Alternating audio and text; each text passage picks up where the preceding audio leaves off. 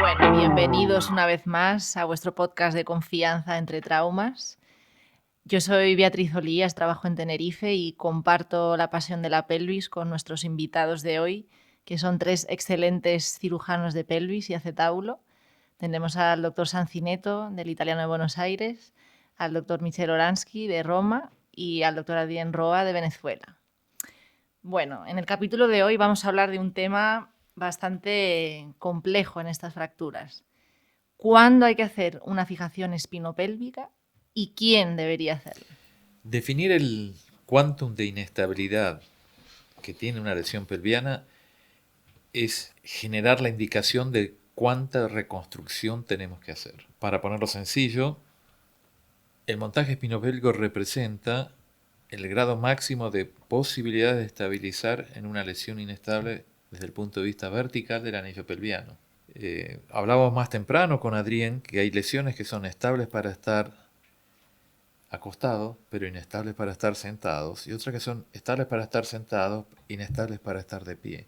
Y algunas serán inestables aún para estar acostados. Cuando veamos un paciente con una lesión que ha migrado de caudal acefálico y nos lo presentan acostado, sabemos que es el grado máximo de inestabilidad posible. A ese señor habrá que generar una estrategia que le devuelva estabilidad para que no se redesplace en el lecho o para que se pueda sentar o para que se pueda parar. El montaje espinopélvico, al menos en teoría, bien ejecutado, representa una estrategia para poder parar al paciente lo antes posible. Hay estrategias en menos, que no por eso son menos válidas, pero exigen otro nivel de entrenamiento y otro tipo de contexto social. Y tal vez sea bueno que hablemos sobre eso, ¿no? Del nivel de entrenamiento y del contexto social o de la indicación, que tal vez aquí en España no sea relevante, pero que en otras partes del mundo sí lo es. Es muy complejo un montaje espinopélvico, Bueno, como hablando del nivel de yo te voy a decir entrenamiento. cómo fue mi experiencia. Yo sabía poner tornillos pediculares, pero si tú haces una cirugía con varias personas que te ayudan, el neurocirujano pone el tornillo, tú haces otra cosa, la cirugía va a salir más fácil en menos tiempo. En cambio, yo como traumatólogo tenía que pedirle, que rogarle al neurocirujano, ven a ayudarme a poner los tornillos. Y el tipo no quería venir, no quería ayudarte, ¿no? ¿Me entiendes? Bueno, después yo aprendí más bien, yo creo que en los cursos de pelvis y acetábulo deberíamos poner la técnica de cómo poner los tornillos pediculados, por lo menos en el raquis lumbar. Bueno, hace tiempo se hizo, se hacía. No sé, pero es importante. Pero entonces yo era víctima, yo era chantajeado por algunas personas. Después, claro, aprendí y lo hago fácil porque las reglas son sencillas. Pero yo empecé a usar el montaje espinopélvico para las fracturas envejecidas. O sea, yo tenía que hacer las osteotomías, hacía osteotomía de sacro y después tenía que descender. Y el espinopélvico era un arma potentísima para, digamos, no, pero para reducir también, ¿no? Entonces, podríamos decir que la fijación, una de las indicaciones, es para reducir un caso de una fractura envejecida.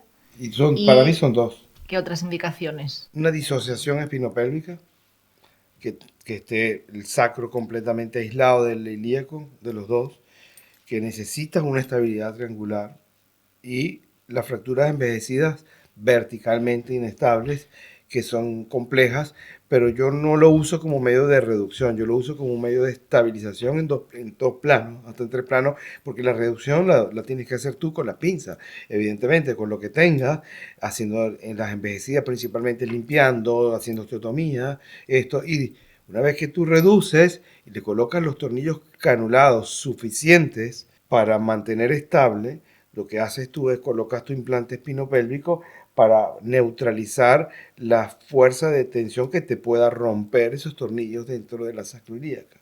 Entonces, y lo otro es el espinopélvico, la disociación espinopélvica que tienes que poner el canulado de ambos lados, donde lo tengas que poner, y para mantener el esqueleto axial en el plano vertical estable, pues hace esa es mi opinión, ¿no? Y para nuestros oyentes, ¿a Yo lo qué hago. te refieres con una fijación triangular? ¿Y cuándo indicas una fijación triangular? Bueno, una triangular significa que tengo los tornillos canulados de manera horizontal dentro de la articulación sacroiliaca manteniendo la reducción del sacro, obviamente estabilizando el sacro, y la vertical, que es triangular, porque cuando tú pones los tornillos pediculares y te vas hacia el ilíaco, pues queda una forma triangular. Y lo que estabas preguntando, considero que el cirujano de pelvis tiene que estar en capacidad de hacer absolutamente todo. Si tiene una lesión vascular, tiene que tratar de resolverla. Si tiene una lesión de vejiga, tiene que resolverla, las complicaciones intraoperatorias. Y tiene que, no solamente eso, no puedes depender de nadie. Bueno, por lo menos en mi país, si yo estoy en un hospital en la provincia y son las 6 de la tarde, estoy operando, ay, tengo una lesión de vejiga. ¿Dónde está el urólogo? El urólogo no está. Chao. Fuera, igual que el vascular. Entonces uno tiene que hacer igual que voy a poner un montaje espinopélvico y no hay neurocirujano que lo monten. Yo aprendí a montarlo igual porque si uno tiene la propiocepción de la pelvis y el acetábulo y está en capacidad de hacerlo, poner los tornillos transpediculares, obviamente el neurocirujano será experto cuando tenga que hacer la minectomía, sacar disco, liberar las raíces, es otra cosa. Eso es otro problema. Pero el cirujano de pelvis tiene que estar en capacidad de poner unos tornillos transpediculares como lo puede poner el sacroiliaco. Y poner las barras y doblarlas porque tiene esa propiocepción y está dando vuelta. No sé si están de acuerdo. Sí, Sanz, si tú opinas lo mismo y en tu Que hospital se hace bueno, así. eso lo hacemos nosotros y forma parte de nuestro entrenamiento, pero cuando no existe el montaje espinopélvico como limitación económica o no existe el neurocirujano como ayuda y el ortopedista no está entrenado para hacerlo, ¿tiene otra opción?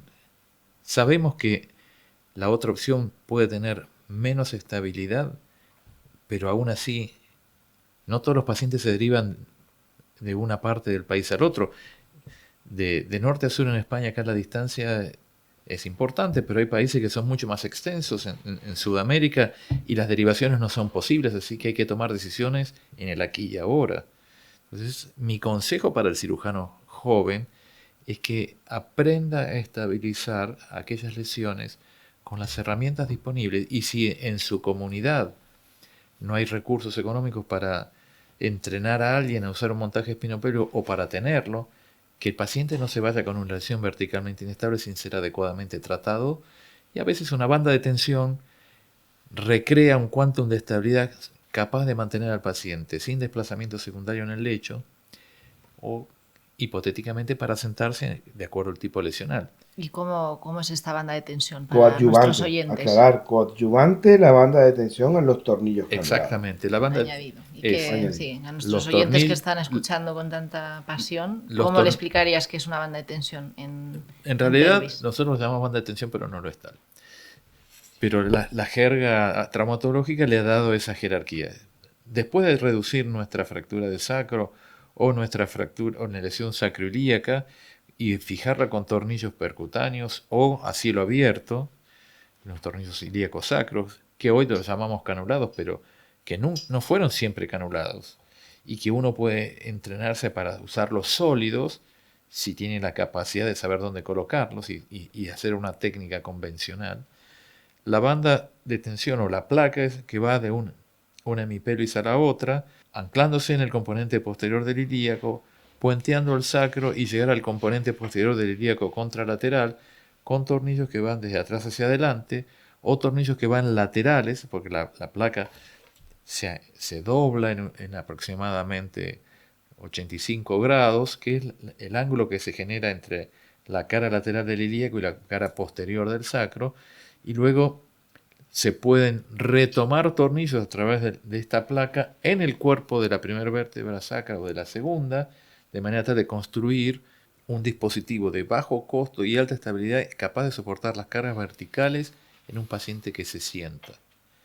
Y si aún así es insatisfactorio el montaje por la calidad del hueso o el entrenamiento del cirujano, siguiendo aquel concepto de primum non nocere, primero no dañar, si logré reducirla y fijarla y no tengo ni el entrenamiento para el espinopélvico o el recurso, no olviden que la tracción esquelética para las lesiones verticalmente inestables es una forma de neutralizar las fuerzas deformantes, que son todos los músculos que van a ir desde la columna a la pelvis o los músculos que vayan de la caja torácica a la pelvis. Entonces, no tiren el clavo el Steinman y el estribo de tracción, o genera un nuevo estribo con un fijador externo, pero es preferible tener al paciente 3 o 4 semanas con una tracción de neutralización cuando usaron tornillos para una fractura comminuta, porque lo peor que le puede pasar es haber sido operado a cielo abierto, fijado con tornillos y tener desplazamientos secundarios. La tracción esquelética es benigna en sí. Pero es importante que tanto la banda de tensión como el espinopélvico es para neutralizar una reducción adecuada y fijada con tornillos iliosacros. Y los tornillos iliosacros tienen que ser suficientemente largos para no generar un estrés en la lesión y que se nos vaya a romper todo. Entonces, esto nos ayuda, tanto el espinopélvico como en la banda de tensión, a darle como una aumentación, que esta palabra está de moda, una aumentación a tu implante puesto original. O sea, podríamos decir que son tanto la banda de tensión como las espinopélvicas, es una técnica que se utiliza cuando ya tienes reducida tu fractura. O en algunos casos, Michel... Yo la uso para reducir. Porque la utilizas como herramienta de reducción. Como herramienta de reducción, porque puedes hacer distracción entre el tornillo ilíaco y los tornillos pediculares en varias etapas y ir bajando tu hemipelvis. Hablo de los casos envejecidos. Pero para mí es muy útil. No, disculpa. Adrián dijo la palabrita mágica, neutralización. Es que yo lo uso como reducción y después neutralizo con los tornillos. Hago el mecanismo inverso. En las envejecidas. Sí, lo importante es que funcione, ¿no? Que quede igual, que quede bien. Pues podemos decir, para ir cerrando el capítulo, que todo cirujano de pelvis debería por lo menos estar entrenado en hacer una técnica espinopélvica, ¿todos de acuerdo? Sí. ¿No? Y bueno, pues conocer que ambas técnicas, tanto la banda de tensión como la espinopélvica, pues pueden ser útiles como herramienta de reducción en determinados casos o como coadyuvante a una reducción que necesites aumentar la estabilidad. Buenísimo. Mira, yo creo que lo ideal, hay servicios de traumatología donde hay un cirujano traumatólogo que hace columna. Entonces, él te va a ayudar en una cosa y tú haces la otra, ¿entiendes? Entonces, es un equipo multidisciplinario y te hace hacer las cosas más rápido. Perfecto, muy bien. Pues muchas gracias a los tres. Seguiremos hablando de este apasionante tema en otro capítulo.